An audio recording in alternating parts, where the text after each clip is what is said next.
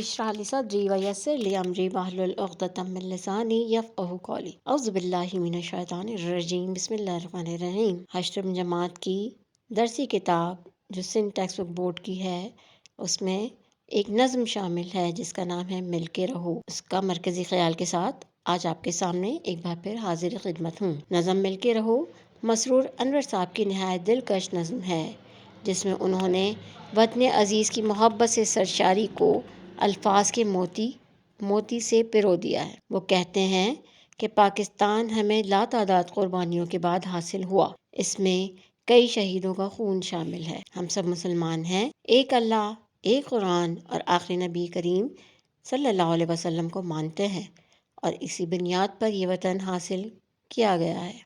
लिहाजा हमें इसकी हिफाजत करना होगी। भाईचारे से मुत्तहिद रहकर दुश्मन की चालों का मुकाबला करना है। अगर हम मुत्तहिद नहीं रहेंगे तो बिखर जाएंगे, मुल्क टूट जाएगा, हमसे हमारी कौमियत छूट जाएगी। हमारी पहचान अपने मुल्क से ही है। गैर अखलाकी और गैर तहजीब याफ्ता हरकत हमारे मुल्क की बदनामी और अल्लाह की नाराज़गी का सबब बनती हैं। इकट्ठे और मुत्तहिद रहने में ही मजबूती है, इत्तेहाद में ताकत है।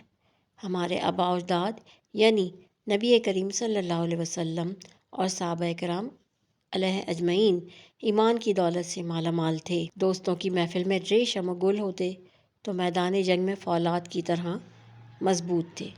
हमें उनकी तक़लीद करनी चाहिए ताकि अल्लाह हमसे राज़ी हो जाए और हमारा वतन और उसमें बसने वाले हमारे लोग सलामत रहें। इस सिलसिले में अल्लामा इक़बाल का एक शेर मुलाहिज़ा हो हल्का यारां तो बरे शम की तरह नर्म, हो हल्का यारां तो बरे शम की तरह नर्म, रज़्मे हक़ व बातिल हो तो फौलाद है मोमिन। प्यारे बच्चों, उम्मीद है आपको आज का ये मरकज़ी ख़याल पसंद आया होगा। इसको अपनी अपनी कॉपीज़ में नोट डाउन कर लीजिए, अपना काम मुकम्मल कीजिए, इसे याद कीजिए। आने वाले सालाना इम्तहान के लिए अहम मौजू है। मुझे अपनी दुआओं में याद रखिए। अस्सलामु अलैकुम।